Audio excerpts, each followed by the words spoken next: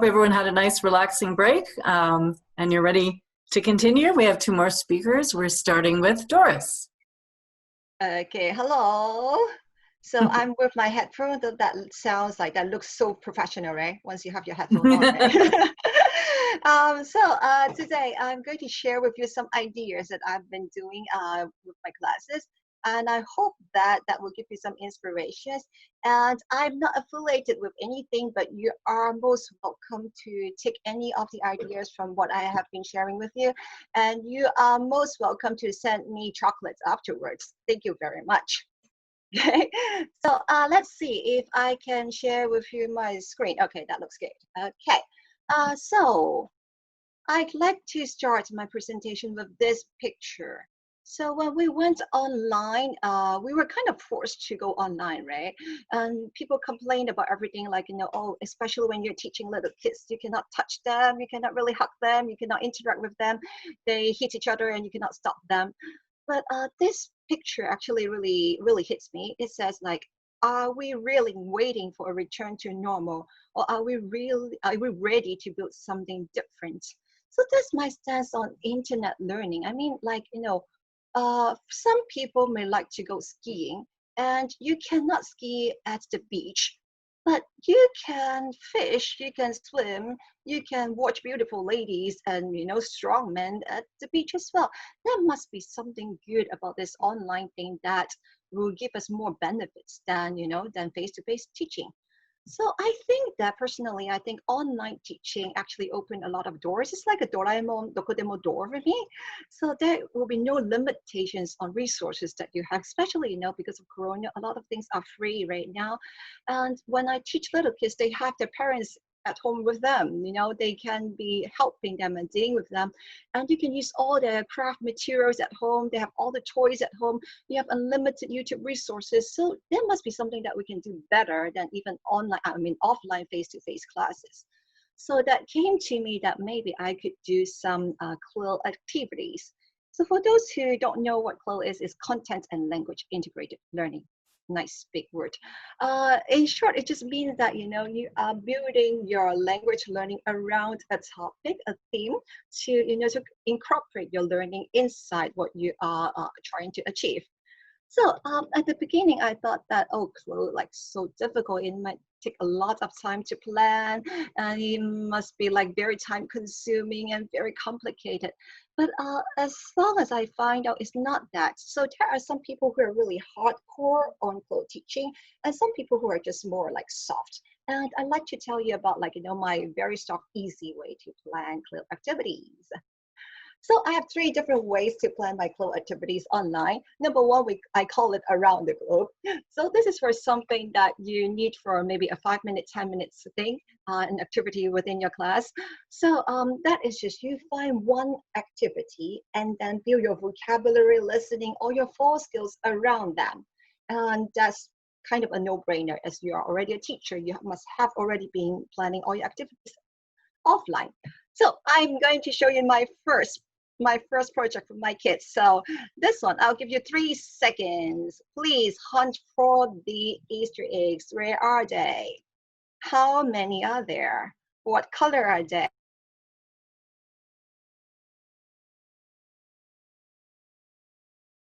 Find. So this was a very easy collaboration with overseas people. So I just went on Facebook group and then I posted a message and say, we cannot do Easter egg hunts. Can you please send me a picture of your Easter eggs at your home?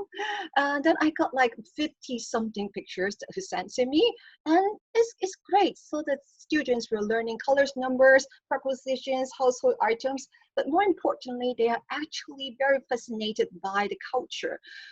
They did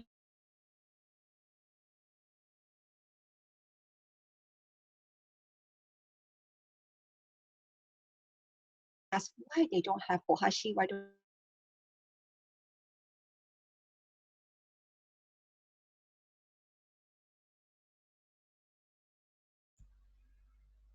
So it's just 2 steps. First step, pre-teaching, and then you go into your activity.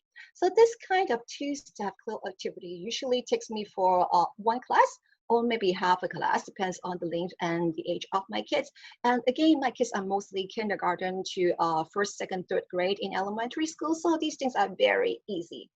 I'd like to show you a video of us playing with toys. So because this is online now, they're at home, so they have so many toys that they can play with. So before class, I asked them to dump all their toys out there. So I asked them to bring out all their Legos, and this is a class for the very, very beginners in the kindergarten, like 4-year-old and 5-year-olds. We were doing colors and numbers. Hands on your head. Okay, ready, steady, throw the dice. Great! Oh, Mommy, you are so fast. Oh no! I'm angry. I'm going to do better. So I'm very blessed to have a little kid at home who can help me with that. But like all these kids at home, they actually do take out their Legos and they did play with me, and sometimes they were really faster than I am. Hands this is on your something that head. you don't really have to Okay. plan, and just dump all the stuff and then you are done. And the same, we did Cover this your eyes. remember the Okay, 60s. so this time I want what color? Green, yellow, Yellow, orange, white, and black.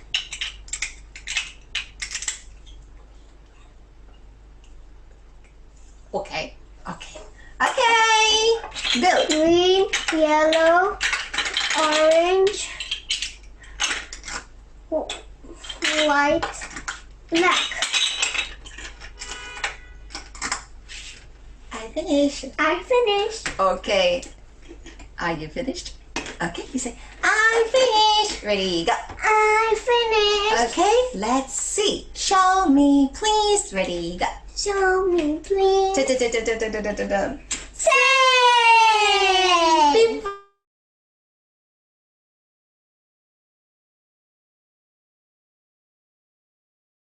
Their little siblings, their little baby brothers and sisters, Cover and your so you eyes. get many Okay, kids at once. so this time I want. Okay, another one, when we didn't have Legos, we just used any household items. So again, we You were doing have some colors. more stamps? Oh my! So it goes on top. Yes, it's got the taller. No way. So let's try. Red, ready, go. Oh, safe. Be careful. Ready, roll the dice, go. Yellow. Yellow. You have such a big box. Oh my. A box. Oh, let's put it like this. No. Like this. No. No. Like this. Like this? Okay. So yellow box.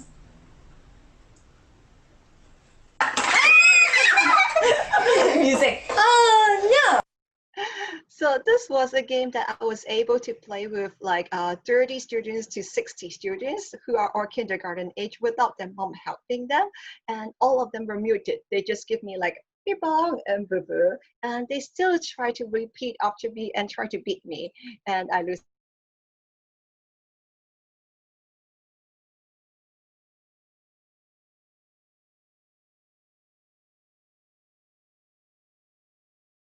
Animals and body parts, and talking about oh, rabbits have long ears and they eat carrots, and then we asked them to take out their own like a plate of water and then kitchen paper, and then we did this experiment.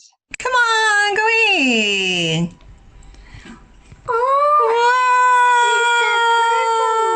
Wow. It's a purple rabbit. Yay, we did it.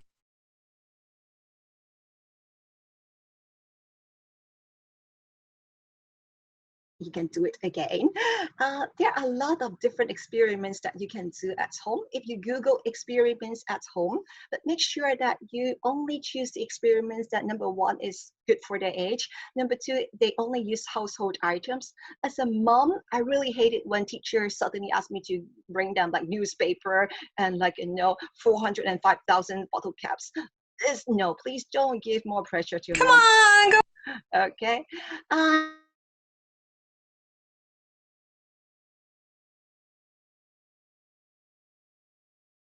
Hit right now for PE is called PE with Joe, but that's a little bit too harsh for me, so I went for yoga. So step one, we watch Moana, the trailer. So we compare Moana versus Maui. We talk about opposites and adjectives, and the dreams and about the sea, and then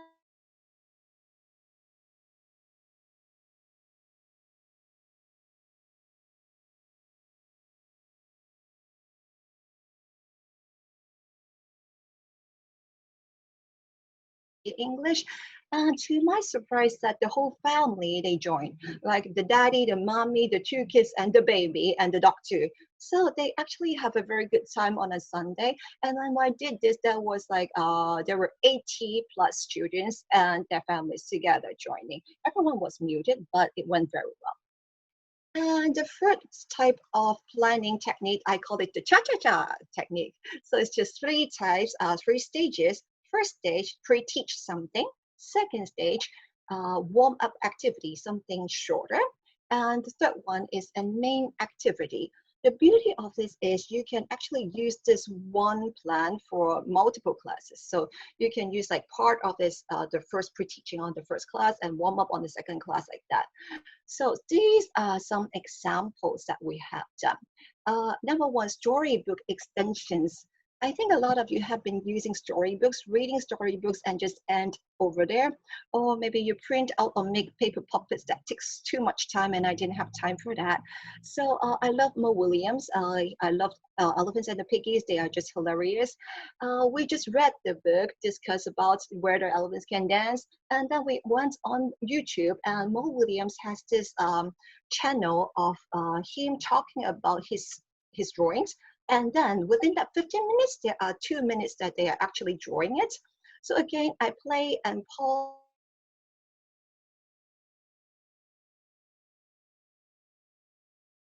pause. And then afterwards, yay, all the kids go up to Padlet, which I just give them a QR code on screen, and the moms use their phone to just like pick the QR code, and then they immediately can put it up, and they can see each other's face. They know each other, and then they can see they can even press the little heart to say, I like it, and that's really great. And Mo Williams is called Lunch Doodles, and they have like 12 episodes. So if you have a problem with like thinking what to do next, you have 12 classes planned for you already. This is the one that my own daughter loves most, and she is very lucky to be a daughter of a teacher, because I wouldn't do that at home by myself. So there are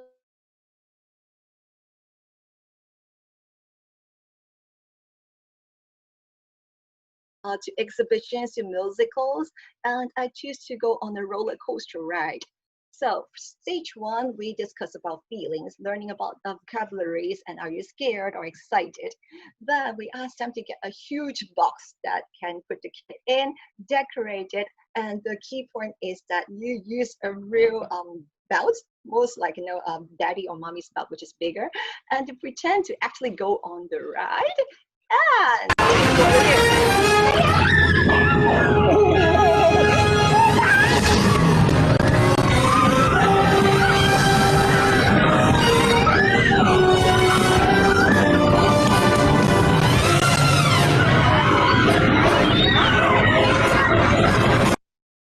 so as you see, we just like push the kids left and right. So we learn to right turn left, turn right, going up, going down, I'm scared, like that. And the moms and dads are really interested in that as well. I think I got like 6 kids who actually got so excited and screamed too much and then broke the boxes as well.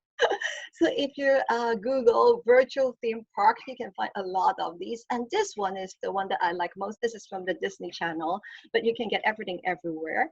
So for the bigger kids at the end, we also compare and contrast Disneyland in Tokyo and the California one, and also Toshimaen and Tokyo Doom City. And guess which one they like better? Tokyo Disneyland. I don't know why. Cooking. Cooking is something that I have always wanted to do, but think about all these little kids that making all the mess, and then I don't have 10 cutting boards. I don't have like all these expensive materials. Like making a smoothie for everyone with all these expensive fruits in Japan is quite costly, right? So this is the perfect time. I just ask them to go to the kitchen and prepare for this. So for example, this one, we made coffee. So we discussed the vocabularies of drinks and what do we need to make coffee. And then we role play with, the teacher and their family taking order, pretending that they use a little clipboard. That's very cute. So they use a little clipboard and then write down the order. When they cannot write, they just draw it. Do you want milk? Do you want sugar? What's the size? Do you want it hot or cold? And then they made it. So again, I love using Padlet. On the left, we made coffee and hot chocolate. And I even taught them how to do like photography, make it more Instagrammable. So you can see the kids put up their coffee with like the stuffed animals, and they drew a background and took pictures. And I told them, oh, maybe you can add this and add that. And they improve and improve. And it turns out to be really great, because that would be something that I could never do in class, because I don't have 10 phones or 10 cameras for them to use with just one teacher looking at them, right? And on the right hand side, we made spaghetti using microwave, and we also made onion soup, which is quite yummy as well.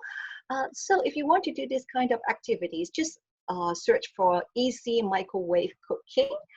The key is to do something that does not require using fire and does not require using knife if you are actually teaching kindergarten kids. They can use scissors, but not knives. Once you're using knives, actually it's their parents, their moms who are cooking, not them. So it doesn't work, right? They are not learning anything.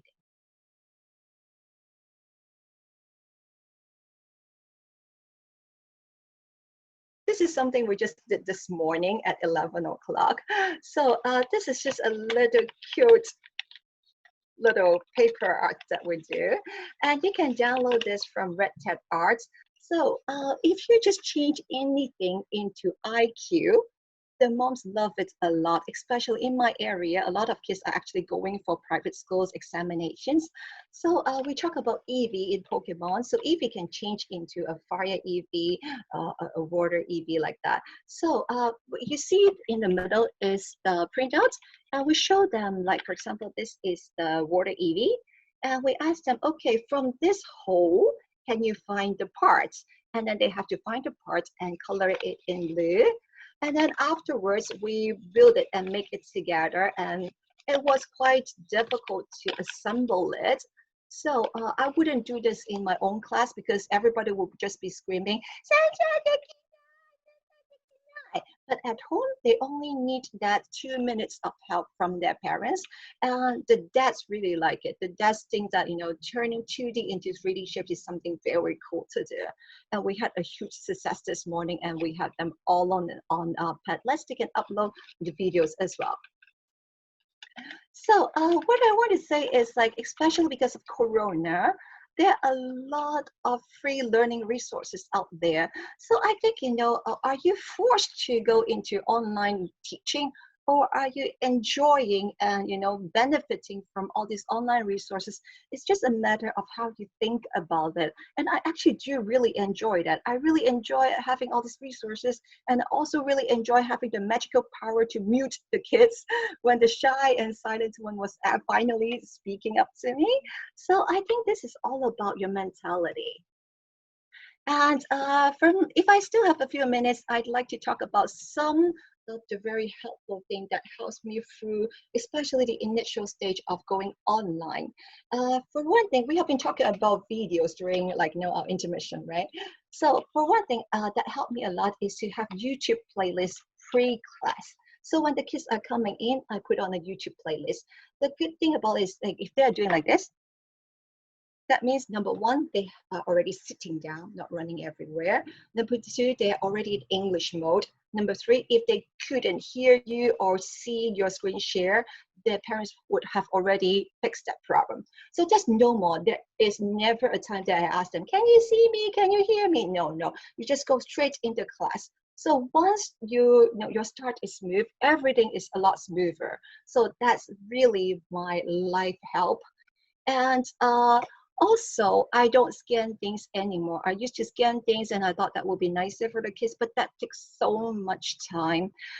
So please try, go set up a document camera. It's very expensive. If you can afford 2 cans of soup and you have a phone, then you can have a document camera. Just turn on your phone and then, you know, link it up to Zoom and then turn it on, and that's fine. And for me, I like to write on my book, but I don't really like to write on it, so I have to erase it. So what I do is I use this kind of, you know, clear file. I cut it into just one layer and put it on top of my textbooks, and then I write on top of it. And a lot of people talk about homework is really, really harsh. For me, I have a lot of kindergarten kids, so mainly their homework is just to color or circle. We have always been using Class Dojo, but I think there are other portfolios that you can use, you know, Edmodo, Seesaw, Flipgrid. I'll show you later. It's just like I can approve all this homework in just 1 second, and I don't have to spend a lot of time in that. One last word about video editing. I have also been asked to do 30 minutes YouTube classes. So I thought that would be easy, recording, no technical problems. But it took me an hour to record, going back and thinking that I didn't do well and acted out again. Editing took me 30 minutes. Rendering, oh my gosh, took me like 1 hour. And uploading took me another 30 minutes. And then YouTube told me that, sorry, there's a music in the background that belongs to Disney and that's copyright infringement. Please redo it. That was a nightmare. So if you do not have to move around and stuff, I totally recommend you use something like a screencasting software. Personally, I use Loom. Loom is free for educators right now. It directly, when you record, it directly uploads to the Loom system and it's free. So you can just directly send the link to your kids. Or Screencastify goes towards your Google Drive. So as long as you have space in your Google Drive, there's no more space limit. And there are other tools that I like to show you, but I think I'm kind of running out of time. Let me show you a few here over my Chrome. Let me see. Okay. Wait a minute. Okay. So one thing that I use a lot is this site called Watchkin. This is just a YouTube video, but if you just copy your URL on there, then all these side things are gone. So you don't have any more distractions. And this is the Class Dojo that I've been talking about.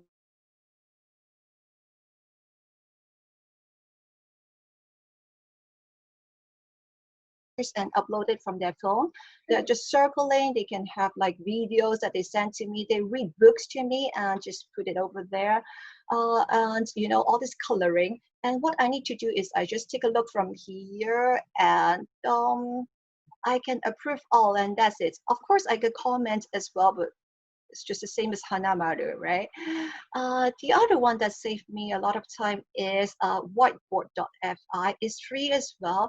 That's one thing as a mom, I really want to tell you teachers that please, when you're teaching small kids, do not make them use something that they have to register.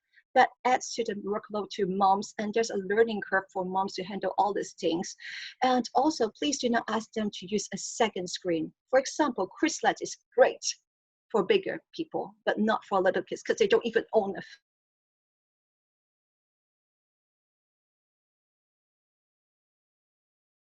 a and the teacher can see them, they cannot see each other. So if you're doing spelling or if you're going to do some quiz, that will be perfect for them.